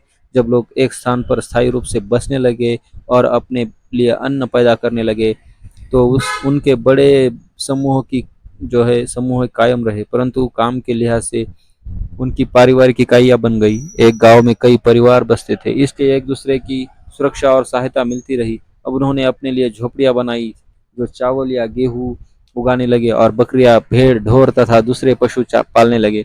ऐसे गांव सारे भारतवर्ष में पाए गए हैं। पर खोज ने नदियों की घाटियों में और समतल मैदानों में जहाँ जमीन अधिक उपजाऊ होती थी और फसल उगाना आसान था, इनकी तादाद अधिक थी। पुरातत्ववेत्ताओं ने ऐसे गांवों के अनेक अवशेषों को खोज निकाला है। इन स्थलों को देखकर हम बता सकते हैं कि उस समय लोग किस तरह का जीवन बिताते थे। और इस बॉक्स में भी और एक बार मतलब बॉक्स में क्या है जो है दिया है हम देखेंगे। नवपाषाण युग अथवा खाद्य उत्पादन की अवस्था ऐसा समय था जब मनुष्य के जीवन का ढंग पूरी तरह से बदल कर रह गया। इसके पहले मनुष्य जानवरों का शिकार करता था और जंगली पौधों को जमा करता था। जीवन के नए ढंग में उसने पशुओं को पालतू बनाना और पौधों की खेती करना शुरू कर दिया। सबसे पहले शायद कुत्ते, बकरी और भेड़ को पालतू बनाया गया। पौधे में गेहूं और जौ पैदा किए जाने वाले सबसे पुराने अनाज थे। इसके लिए आदमी का कुछ निश्चित क्षेत्र में बसा जाना आवश्यक था। इससे गांवों और किसानों समुदायों का विकास हुआ। आदमी को भूमि साफ करने के लिए और खेती के लिए जमीन तैयार करने के लिए खास किस्म के औजारों की जरूरत पड़ने लगी। उससे अपने अतिरिक्त अनाजों को जमा रखने के लिए ये तरल चीजों को रखने के लिए बर्तनों की जरूरत पड़ी। इन जरूरत के लिए उसने मिट्टी के बर्तन बनाने पड़े। सबसे पुराने बर्तन टोकरियों में मिट्टी का लेप लगाकर बनाए गए थे। आगे चलकर टोकरियों के बिना ही बर्तन बनाए गए। ये देखो, ये बर्तन है जो मिट्टी के शुरुआती दौर के। सामने के पृष्ठ पर खाद्य उत्पादक अवस्था के मानव के कुछ औजारों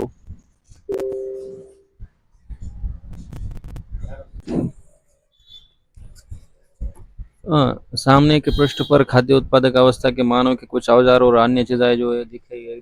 देख लीजिए। एक वजनदार भांडा है, उसमें डंडा है।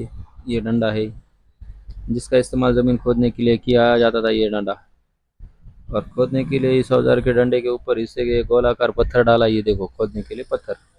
और इसका दूसरा सिरा जो है, आप दिखाऊंगा मैं आपको कमेंट मार के यहाँ पे। ये देखिए, खोदने छेद बनाया जाता था जिससे बीज बोया जाता था। नुकीले सिरे से जमीन में छेद बनाया जाता था जिसमें बीज बोया जाता था। ये देखो, बीज बोने का झोल है ये डंडा है जमीन खोदने के लिए। फसल काटने का हंसिया, लकड़ी के घुमावदार डंडे के पत्थर के छोटे छोटे धारदार चिप्पड़ फंसा कर एक औजार बनाया जाता था। ये फसल काटने का हंसिया है दोस्तों। ये और कुल्हाड़ी, इसका इस्तेमाल पेड़ों को काटने या छाटने के लिए होता था। ये औजार कठोर पत्थर से बनाया जाता था। इसकी खपचियाँ निकाल कर और इसकी धार बनाकर इसे लकड़ी के डंडे में फंसाया जाता था। ये है लकड़ी का डंडा। ये है कुल्हाड़ी, पत्थर या पेड़ काटने को काम आती थी। सील सील और बट्टा, जिसके इस्तेमाल अनाज पीसने के लिए होता था। ये सील बट्टा है। ये है सील बट्टा, अनाज पीसने के लिए, मतलब इसमें अनाज डालेंगे और खट खट ठोकेंगे।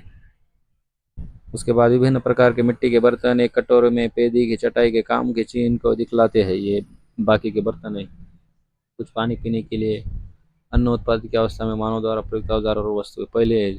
अब इसको तो हमने मतलब जान लिया है क्या है। गांव छोटे थे और झोपड़ियाँ एक दूसरे से सटी रहती थी। एक दूसरे से एक दूसरे के नज़दीक रहने से जंगली जानवरों से गांव की रक्षा करने में आसानी होती थी।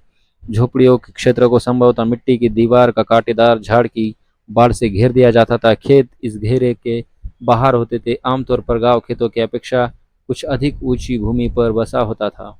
झोपड़ियाँ घास फूस के छपरों से ढकी जाती थी और आमतौर पर एक कमरे की होती थी, जो बल्लियों की छटरी बनाकर उस पर टहनियाँ और फूस बिछाई जाती थी। झोपड़ी में आग जलाकर उस पर खाना पकाया जाता था। उस रात के समय उसी आग के चारों ओर परिवार के लोग सोते रहते थे। अब भोजन कच्चा नहीं रहा था, पकाकर खाया जाता था। मांस को आग पर भुना जाता था। दो पत्थरों के बीच अनाज पर पीसा जाता था और आटे की रोटी बनाई जाती थी। अतिरिक्त अनाज बड़े बड़े घड़ों या मर्तबानों में रखा जाता था। खाना पकाने के लिए बर्तनों की भी जरूरत पड़ती थी। आरंभ में मिट्टी के बर्तन बनते थे, बाद में धातु के भी बनने लगे।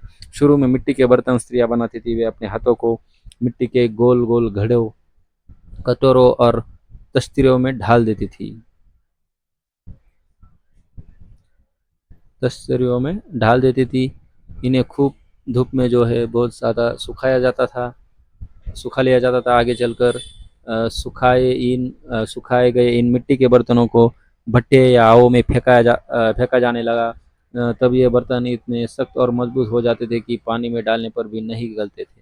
और आगे चलकर चाक का इस्तेमाल होने लगा, तो चाक पर अधिक तेजी से बर्तन बनने लगे। ये बर्तन उसी प्रकार बनते थे जैसे आजकल गाँव में बनाए जाते हैं। ताम्र पाषाण युग के कुम्हार कभी कभी अपने बर्तनों पर सुंदर रूपांकन करते थे। ये देखो, ताम्र पाषाण युग में कुम्हार नाम का जो है शब्द आ गया, मतलब यहाँ से जो है विभाजन शुरू हो गया है। मतलब जाति या तो नहीं शुरू कह सकते हम, शुरू हो गई मतलब जो है वर्ग शुरू हो गए या कहे वर्ण शुरू हो गए। वस्त्र और आभूषण। ताम्रपाषाण युग का मानव आभूषण और सजावट का शौकीन था। अब मनुष्य को जंगली जानवरों और खराब मौसम के खिलाफ कठोर संघर्ष नहीं करना पड़ता था।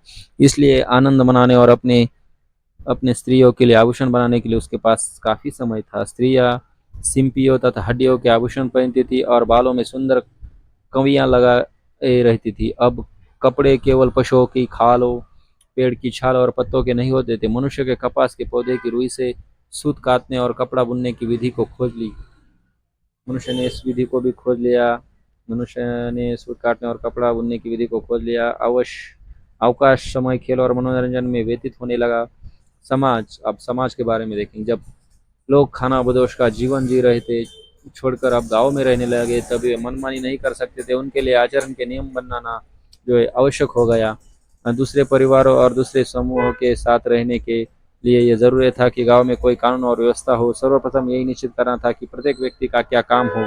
कुछ आदमी खेतों में काम करने जाते थे, जबकि कुछ पशुओं की देखभाल करते या झोपड़ियाँ बनाते या औजार तथा हथियार बनाते। मतलब अब जो है व्यवस्था को, मतलब ये जो शासन प्रशासन है उसकी शुरुआत हो जाएगी दोस्तों। और व्यवस्था हो, सर्वप्रथम यही निश्चित आप करना है हमें कि प्रत्येक व्यक्ति का क्या काम, क्या कौन करेगा। कोई पशु छोड़ेगा तो कोई झोपड़ियाँ बनाएगा, तो कोई पुरुषों के साथ स्त्रियों के खेतों में काम करती थी और पशुओं की देखभाल भी करती थी। कुछ स्त्रियां सूत काटती और कपड़े बुनती थी और कुछ मिट्टी के बर्तन बनाती थी। स्त्रियां बर्तन बनाने के लिए कुम्हार के चाक का इस्तेमाल नहीं करती थी। केवल पुरुष ही जो है चाक पर बर्तन बनाते थे। कौन क्या काम करे इसका निर्णय सारा गांव मिलकर करता था।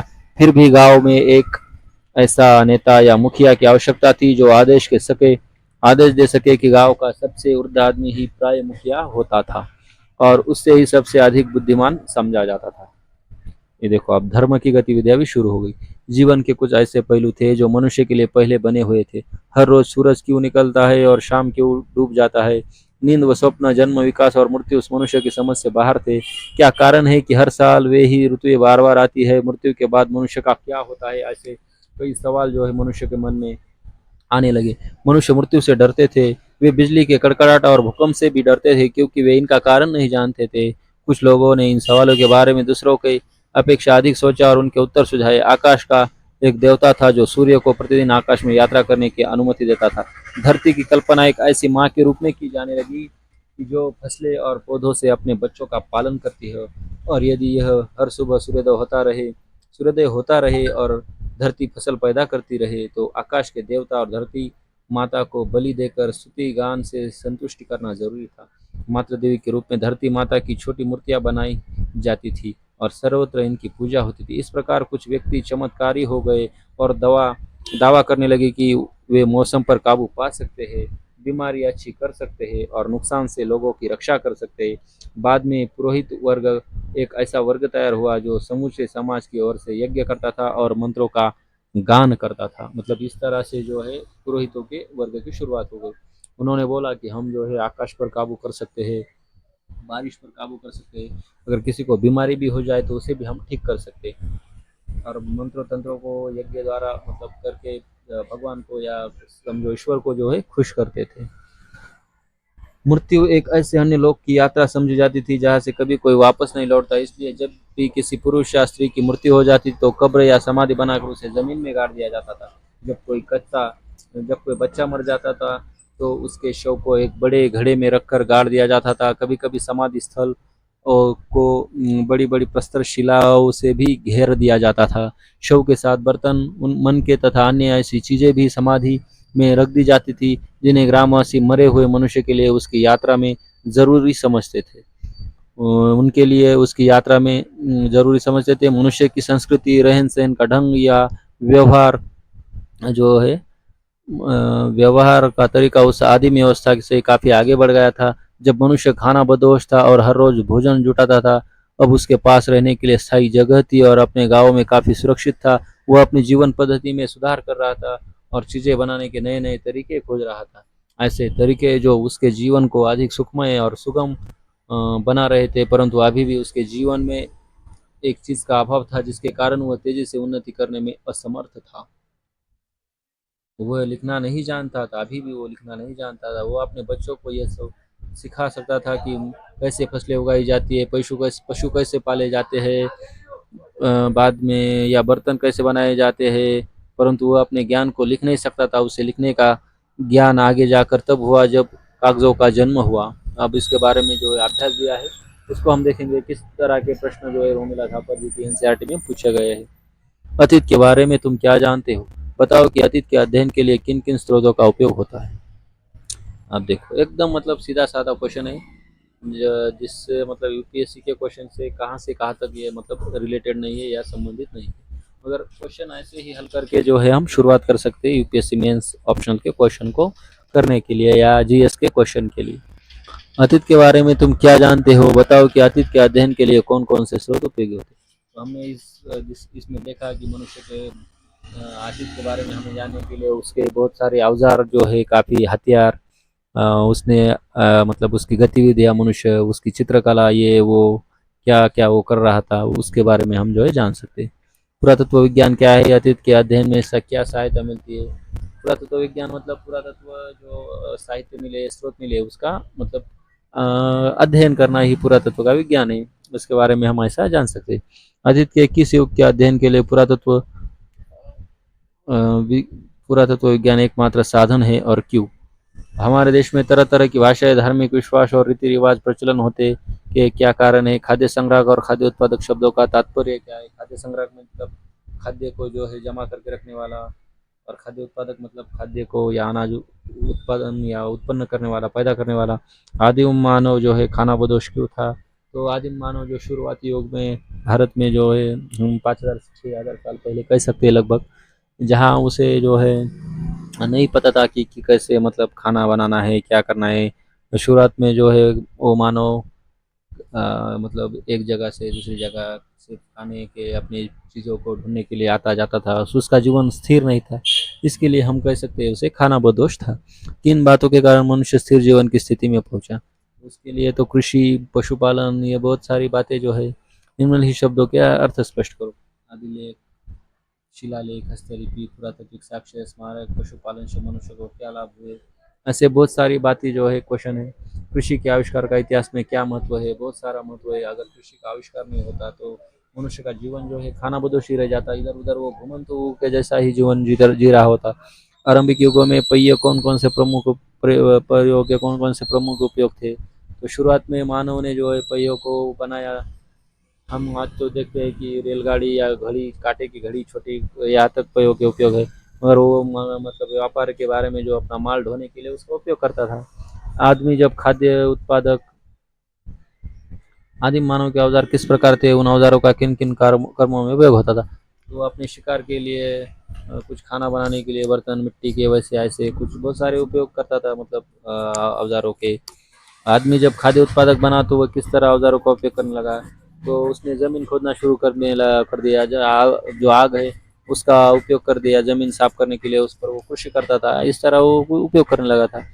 धातुओं की खोज आरंभिक मानव के लिए किस प्रकार लाभप्रद सिद्ध हुई थी। तो धातुओं की खोज जो मतलब बहुत धातु खोजने की वजह से आदमी जो है कृषि तक पहुंच गया। कृषि का उसे पता लग गया कि कृषि कैसे की जाती है। मानव इतिहास के निम्नलिखित युगों को उन क्रम से देखा जाए जैसे वो घटित हुए। ताम्र पाषाण युग, पुरा पाषाण युग, नव पाषाण युग। तो पहले तो आ गया पूरा पाषाण युग, बाद में नव पाषाण युग, ताम्र पाषाण युग। इस तरह स्तंभ क के आरंभिक मानव के जीवन की प्रमुख अवस्था दी गई है और स्तंभ क में कुछ महत्वपूर्ण आविष्कार दिए गए हैं। स्तंभ क के शब्दों को स्तंभ ख के शब्दों के साथ सही सही जोड़ो। पूरा पाषाण युग। अब पूरा पाषाण युग में तो क्या हो गया, आगे की खोज हो गई। नव पाषाण युग, नव पाषाण युग में क्या हुआ, फसल काटने के औजार उसमें उसे मिल गए। और नव पाषाण युग में जो है फसल काटने के औजार मिल गया, आग की खोज पूरा पाषाण में हो गई। और ताम्र पाषाण में तांबा मिल गया उसे। ताम्र पाषाण युग के निम्नलिखित में से कौन से सही है। प्रत्येक कथन के बाद कोष्टक में सही या गलत लिखो। मनुष्य बिना पकाए भोजन खाता था ताम्र पाषाण युग में, तो ऐसा नहीं था, गलत है ये। मनुष्य खाना बदोश था ताम्र पाषाण युग में, गलत है। मनुष्य का जीवन स्थिर और संगठित था, ये सही है। लोग तरह तरह के काम करते थे, ये भी सही है। तो इसी तरह जो है मतलब रोचक कार्य। किसी संग्रहालय में जाकर आदिम मानव के औजारों को देखो। इतिहास की किसी पुरानी पुस्तक से आदिम मानव के औजारों के चित्र को काटकर अपनी कॉपी में चिपकाओ या उन औजारों के रेखा चित्र बनाओ। औजारों और हथियारों के नाम अपनी पुस्तक में देखो। आरंभिक काल की बस्ती या झोपड़ी या गांव को अपने कॉपी में चित्र बनाओ या कोई मॉडल बनाओ। इनके बारे में इस पुस्तक में दी गई जानकारी देखो। ताम्र पाषाण युग के लोगों के कुछ औजारों के चित्र बनाओ। बताओ कि पाषाण युग के औजारों से किस प्रकार वे भिन्न थे। अब देखेंगे नगर जीवन का आरंभ। अब हमने तो मतलब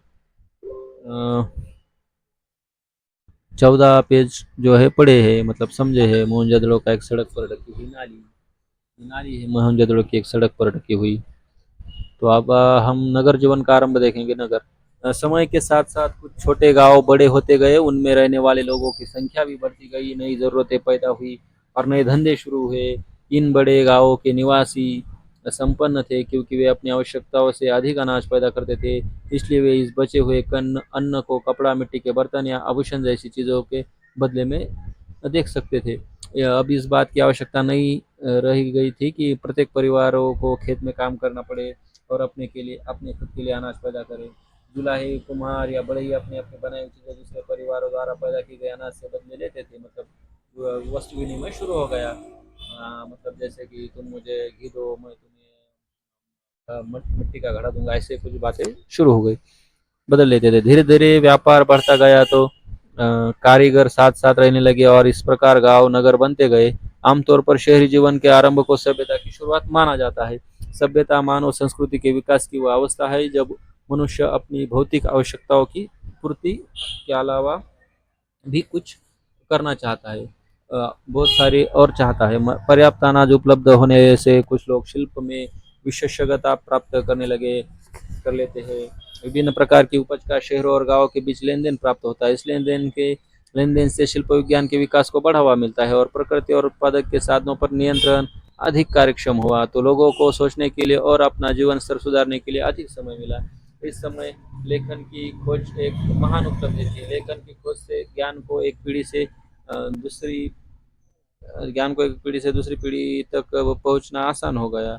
ज्ञान की उपलब्धि पहले के मुकाबले बहुत अधिक होने लगे, लोगों के लिए संभव हो गए। लेकिन ज्ञान का प्रसार अक्सर शहरों के विकास के साथ साथ होता है क्योंकि व्यापारियों को अपना हिसाब किताब रखना होता है। शहरों के विकास के साथ विभिन्न जनसमूहों के बीच आर्थिक भिन्नताएं भी बढ़ती गई।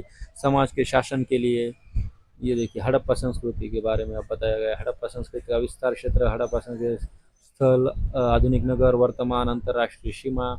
उसके बाद नगर जीवन का आरंभ किस तरह हुआ। कानून की कैसे मतलब जो है समाज के शासन के लिए कानूनों की आवश्यकता पड़ी। साथ ही अब कुछ लोगों को विश्व और मानव दशा के बारे में सोचने का भी अवसर मिला। इस तरह के धार्मिक विश्वासों का जन्म हुआ। सबसे पुराने जिस नगर की भारत में खोज हुई थी वह पश्चिम पंजाब वर्तमान पाकिस्तान में स्थित हड़प्पा। दूसरा सबसे महत्वपूर्ण स्थल की खोज सिंध वर्तमान पाकिस्तान के मोहनजोदड़ो में हुई। पुरातत्ववेत्ताओं ने इस प्राचीन नगरों की सभ्यता को सिंधु घाटी की सभ्यता कहा नाम दिया, क्योंकि ये दोनों नगर और इस तरह की संस्कृति वाले अन्य स्थल सिंधु घाटी में मिले थे। परंतु पिछले 40 वर्षों में पुरातत्ववेत्ताओं ने भारत के उत्तरी तथा पश्चिमी भागों में अन्य स्थलों की खुदाई करके सिंधु सभ्यता के नगरों से मिलते जुलते कई नगर खोज निकाले। इसलिए सिंधु घाटी की सभ्यता को अब हड़प्पा संस्कृति भी कहते हैं, क्योंकि इन नगरों में रहने वाले लोगों का जीवन हड़प्पवासियों से मिलता जुलता रहा। ऐसा एक नगर चंडीगढ़ के पास रोपड़ में, दूसरा अहमदाबाद के पास लोथल में, तीसरा राजस्थान में कालीबंगा और एक अन्य सिंध प्रांत में कोटा दीजी में मिला है।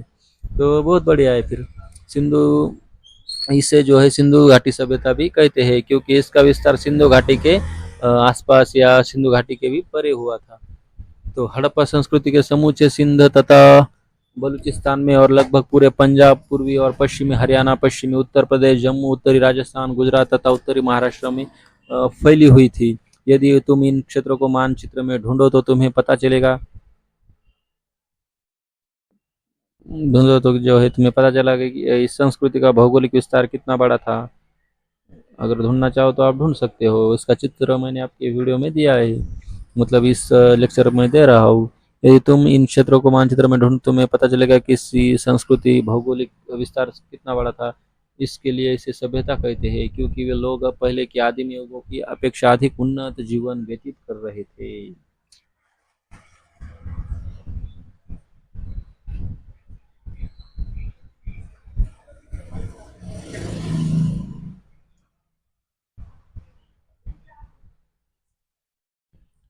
अधिक जीवन जो है व्यतीत कर रहे थे। नगरों का निर्माण बढ़िया योजना के अनुसार हुआ था और इनकी देखभाल का अच्छा प्रबंध था। लोग सुखी और संपन्न थे और मनोरंजन तथा चिंतन के लिए उनके पास अवकाश था, बहुत सारा समय था। हड़प्पा संस्कृति के लोग लिखना जानते थे, वे अपनी भाषा को चित्र संकेतों में लिखते थे। दुर्भाग्य से इन चित्रों के संकेतों को पढ़ने में और समझने में इतिहासकारों को आज भी सफलता नहीं मिली है। सब जो है असफल रहे, सब प्रयास धरे के धरे रह गए। भारत में हड़प्पा संस्कृति का विकास उसी समय हुआ जब एशिया तथा अफ्रीका के अन्य भागों में, मुख्यतः नील फरात, दजला तथा हवाड़ हो नदियों की घाटियों में दूसरी सभ्यताएं फल फूल रही थी। हड़प्पा संस्कृति को लगभग 2500 ईसा पूर्व में, यानी आज से लगभग 4500 वर्ष पहले महत्व प्राप्त हुआ। उस समय मिस्र में पिरामिड का निर्माण करने वाले फराओ प्राचीन मिस्र के राजाओं की उपाधि की सभ्यता थी। आज जो प्रदेश इराक के नाम से प्रसिद्ध है वह सुमेर सभ्यता थी। हड़प्पा संस्कृति के लोगों के सुमेरी लोगों के साथ व्यापारी संबंध थे। ये ऐसा जो है बहुत मतलब इसके हमें जो है साक्ष्य मिले हैं, इसलिए हमें ऐसा पता चलता है। मतलब कैसे सुमेरी संस्कृति के साथ हड़प्पा लोगों के बहुत सारे संबंध थे, व्यापारिक, धार्मिक, सांस्कृतिक। ऐसे तो हम नहीं कह सकते, क्योंकि धर्म के बारे में बहुत ज़्यादा जानकारी नहीं मिलती है इस मतलब संबंधों के बारे में। उन दिनों भी भारत और संसार के अन्य भागों के बीच बहुत सारा व्यापार चलता था। परिवेश उस समय भारत के उत्तरी और पश्चिमी भाग, जिनमें आजकल का पाकिस्तान भी शामिल है, जंगलों से ढके हुए थे। जलवायु नम और आर्द्र थी तथा सिंध और राजस्थान का आजकल की तरह रेगिस्तान इलाके नहीं थे। इस प्रदेश के लोग जिन पशुओं से परिचित थे वे जंगली जानवर थे, जैसे बाघ, हाथी और गेंडा। जंगलों से मिलने वाली लकड़ी का इस्तेमाल भट्टों में किया जाता था, जिनमें मकान बनाने के लिए ईंटें पकाई जाती थी। लकड़ी से नौकाएं भी बनाई जाती थी। भूमि उपजाऊ थी। पता चलता है कि जौ और गेहूं का काफी अधिक उत्पादन होता था। खेतों में हल जोते जाते थे, इसलिए काफी अधिक अनाज पैदा होता था, मतलब अधिशेष उत्पन्न हो रहा था। खेतों की सिंचाई के लिए नदियों से नहरें निकाली गई होगी। गांव के लोगों को जितने अनाज की आवश्यकता थी उससे अधिक अनाज पैदा किया जाता था। अतिरिक्त अनाज नगरवासियों की जरूरत के लिए शहरों में भेज दिया जाता था, जहां इसे खास तौर से बनाए गए बड़े धान्यागारों या कोठारों में संचित रखा जाता था। नगरवासी खेती नहीं करते थे, वे जो है मुख्यतः शिल्पकार तथा व्यापारी होते थे और विभिन्न प्रकार की वस्तुओं का उत्पादन तथा विनिमय करके जीविका चलाते थे। वे अपने हाथों से चीज़ें बनाते थे, जैसे मन के कपड़े और गहने। इन चीज़ों का नगरों में इस्तेमाल होता था। ऐसी कुछ चीज़ें सुदूर देशों को भेजी जाती थी, जैसे इराक के सुमेर राज्य को नगर और उनके भवन, मोहनजोदड़ो और हड़प्पा के नगरों दो भागों में जो है बांटे हुए जाते थे। ऊंचे चबूतरे पर बसे हुए ऊपरी भाग को गढ़ या दुर्ग माना गया। इस भाग में सार्वजनिक भवन या धान्य कोठार, कार्यशालाएं और धार्मिक इमारतें थी। नगर का दूसरा भाग जो काफी बड़ा था, निचले हिस्से में था। यहाँ लोग रहते थे और अपना अपना धंधा करते थे। यदि नगरों पर हमला होता था या बाढ़ का खतरा बढ़ जाता था, लोग गढ़ में जाकर शरण लेते थे। हड़प्पा के दुर्ग में सबसे प्रभावशाली इमारतें धान्यगारों की थी। वे बड़ी सावधानी से आयताकार के रूप में बनाई गई थी और नदी के नजदीक थी। धान्य नदी के रास्ते नाव से लाया जाता था और धान्यगारों में संचित रखा जाता था। धान्य को एक स्थान से दूसरे स्थान ले जाने का यह सबसे बढ़िया तरीका था, क्योंकि रास्ता और बेहतर होने के अलावा इसमें मेहनत भी कम लगती थी। धान्यगारों का बड़ा महत्व था, क्योंकि नगरवासियों का जीवन उनके भरे भूरे रहने पर ही आश्रित था। भरे पूरे रहने से धान्यगारों को नजदीकी वे भट्टियां थी, जहाँ धातु कर्मकार तांबे, कांसे, शीशे, टीन आदि धातुओं से उनके अनेक किस्में की चीजें तैयार करते थे। कुम्हार भी इसी हिस्से में जो है काम करते थे। तभी मजदूर कर्मशालाओं के समीप बने छोटे छोटे कमरे में रहते थे। परकोटों से घिरे हुए मोहनजोदड़ो के दुर्ग नगरवासी खेती नहीं करते थे, मुख्यतः शिल्पकार तथा व्यापारी। तो इसको तो पढ़ दिया ना अपन ने। ये शुरू है अपना। सभी मजदूर कर्मशालाओं के समीप बने छोटे छोटे कमरों में रहते थे। परकोटे से घिरे हुए मोहनजोदड़ो के दुर्ग में भी ऐसी और अन्य प्रकार की भी इमारतें थी। यहाँ का एक बड़ा भवन जान पड़ता है कि राजमहल या किसी शासक का मकान था। यकीन के साथ नहीं कहा जा सकता कि हड़प्पा संस्कृति के लोगों का कोई राजा होता था या नहीं। नागरिकों की एक समिति उनका शासन चलाती थी। नजदीक ही एक और इमारत है, जो या तो सभा भवन या बाजार चौक। मोहनजोदड़ो के दुर्ग का सबसे प्रसिद्ध स्मारक स्नान कुंड है। यह तैरने के लिए बने एक बड़े कुंड की तरह है, पर हम नहीं जानते थे कि ठीक किस काम के लिए इसका उपयोग होता था। मतलब अभी तक किसी को नहीं पता चला ना इसके बारे में। मोहनजोदड़ो का निचला नगर बढ़िया योजना तैयार करके बसाया गया था।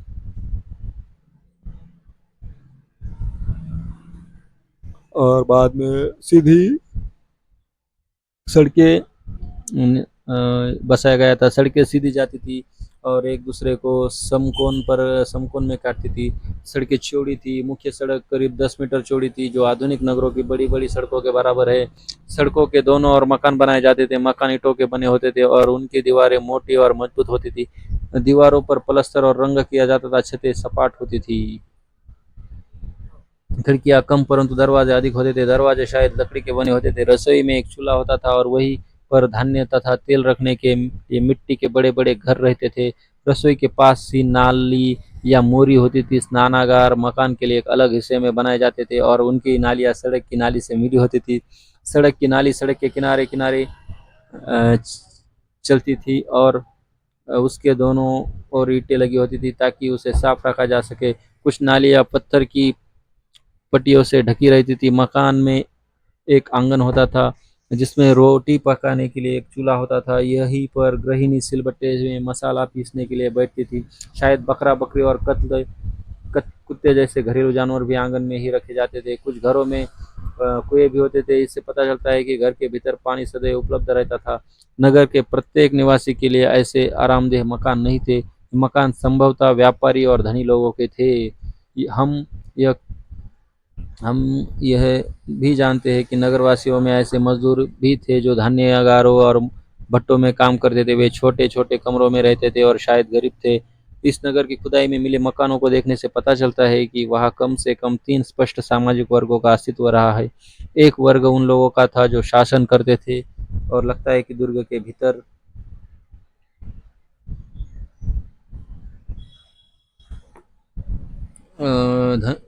शासन करते थे, दुर्ग के भीतर रहते थे।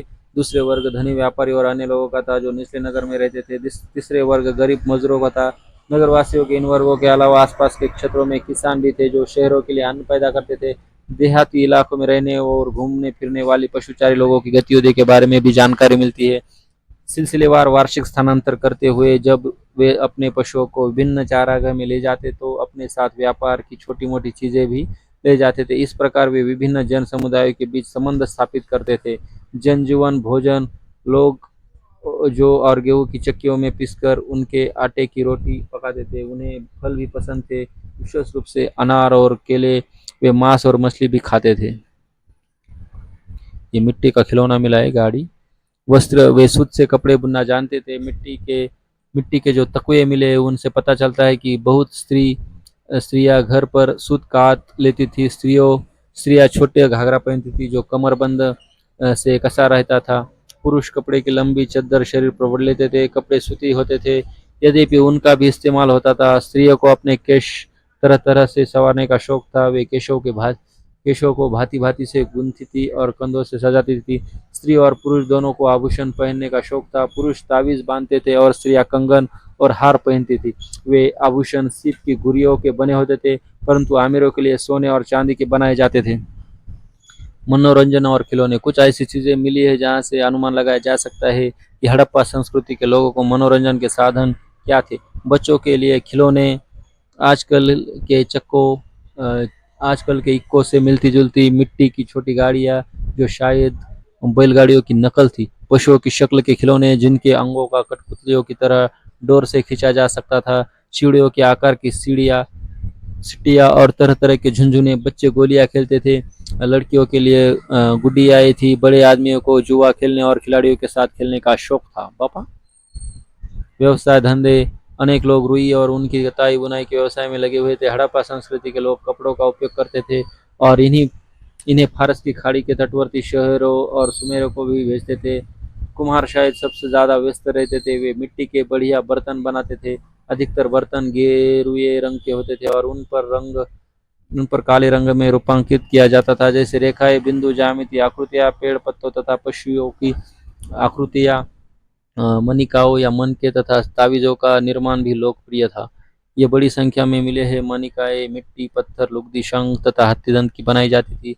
धातु कर्मकार तांबे और कांसे के औजार तथा हथियार बनाते थे, जैसे भाले, चाकू, तीर के फाल, कुल्हाड़ी, मछली फंसाने के कांटे और उस्तरे। धातु की पतली चद्दर के भी बर्तन बनाए जाते थे जो मिट्टी के बर्तन से मिलते जुलते होते थे, परंतु ये बड़ी कीमती रहे होंगे, इसलिए केवल धनी लोग ही इनका इस्तेमाल करते होंगे। मोहनजोदड़ो से बड़ी संख्या में जो चीजें मिली है उनमें मिट्टी या पत्थर की बनी चपटी, आयताकार मुहरे उल्लेखनीय है। मुहरे जो है उल्लेखनीय। मुहरे के एक तरफ सांड या वृक्ष या किसी दृश्य की आकृति है। आकृति के ऊपर चित्र के संकेतों की पंक्ति है। हड़प्पा संस्कृति के लोग इन चित्र संकेतों का लिपि के रूप में इस्तेमाल करते थे। व्यापारी लोग इन मुहरों का उपयोग शायद माल की गठरियों पर ठप्पा लगाने के लिए करते थे। व्यापार उस समय सुमेर और फारस की खाड़ी के तटवर्ती नगरों के लोगों के साथ हड़प्पा संस्कृति के लोगों के व्यापारी संबंध थे। वे एक जगह से दूसरी जगह को बरोबर माल भेजा करते थे। मोहनजोदड़ो में बनी मुहरे तथा अन्य छोटी चीजें इराक के स्थलों से मिली है। लोथल से जहां खुदाई में एक डॉक या नौका गोदी मिली है। माल नौकाओं पर लाद कर भेजा जाता था और बाहर से आने वाला माल यहाँ तथा अन्य स्थानों पर उतारा जाता था। बाटों और मापों का व्यापारी के जीवन में निश्चित ही महत्वपूर्ण स्थान था। सिंधु सभ्यता के स्थलों से विभिन्न आकार के बाट मिले हैं। इनके तौल एकदम सही है। हड़प्पा संस्कृति के लोग उत्तरी अफगानिस्तान के साथ ही व्यापारी संबंध थे। अफगानिस्तान से खूबसूरत नीले लाजवंत पत्थर का आयात किया जाता था। धर्म मिस्र और सुमेरु से प्राचीन पुस्तकें मिली है। उस पुस्तकों में जो है मिली है, परंतु हड़प्पा संस्कृति के लोगों के ऐसे कोई अभिलेख नहीं मिले जिनसे उनके शासन, समाज और धर्म के बारे में जानकारी मिल सके। उनके धर्म के बारे में हम केवल अनुमान ही लगा सकते हैं कि मातृ देवी की मिट्टी की मूर्तियां मिली है। वे लोग शायद इनकी पूजा करते थे। पत्थर की एक छोटी मुहर पर उत्कीर्ण एक आसीन पुरुष देवता की प्रतिमा मिली है। वे कुछ वृक्षों को शायद पवित्र मानते थे, जैसे पीपल जो अक्सर मुहरों पर दिखाई देता है। वे शायद सांड को भी पवित्र मानते थे। हड़प्पा संस्कृति के कुछ लोग अपने मृतकों को जमीन में गाड़ते थे और कुछ लोग उन्हें शवाधान में रखकर गाड़ते थे। उनका ये विश्वास रहा होगा कि मृत्यु के बाद भी कई जीवन है, क्योंकि उनकी कब्रों में मिट्टी के घरेलू बर्तन, गहने और शीशे मिले हैं जो मृतक की संपत्ति रहे होंगे, और जिन्हें यह सोचकर रखा गया होगा कि मृतकों को बाद में भी इनकी जरूरत पड़ सकती है। हड़प्पा संस्कृति के लोगों का पतन कैसे हुआ? हड़प्पा संस्कृति लगभग 1000 वर्ष तक जीवित रही। 1500 ईसा पूर्व के आसपास जब आर्य लोग भारत में पहुंचने लगे थे, उस समय हड़प्पा संस्कृति का पतन हो चुका था। यह कैसे हुआ? संभव है कि निरंतर आने वाली बाढ़ों के कारण ये नगर नष्ट हो गए हो, अथवा किसी महामारी या भयंकर रोग ने लोगों का सफाया कर दिया हो। जलवायु भी बदलने लगी और यह प्रदेश अधिकाधिक शुष्क और रेगिस्तान की तरह होने लगा। यह भी संभव है कि इन नगरों पर हमला हुआ और नगरवासी अपनी रक्षा करने में असमर्थ रहे हो। हड़प्पा संस्कृति के नगरों के पतन के साथ भारत के इतिहास में एक नया दौर शुरू हुआ। यद्यपि हड़प्पा संस्कृति की कुछ विशेषताएं कायम रही, परंतु बाद में आए लोग नगर जीवन के बारे में कुछ नहीं जानते थे।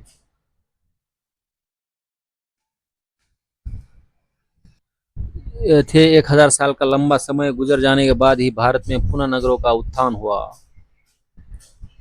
नहीं, देखो, अब ये इसका मतलब हमने जान लिया दोस्तों कि कैसे हड़प्पा लोगों का जो है मतलब उनकी शुरुआत कैसे हुई, कहाँ से हुई।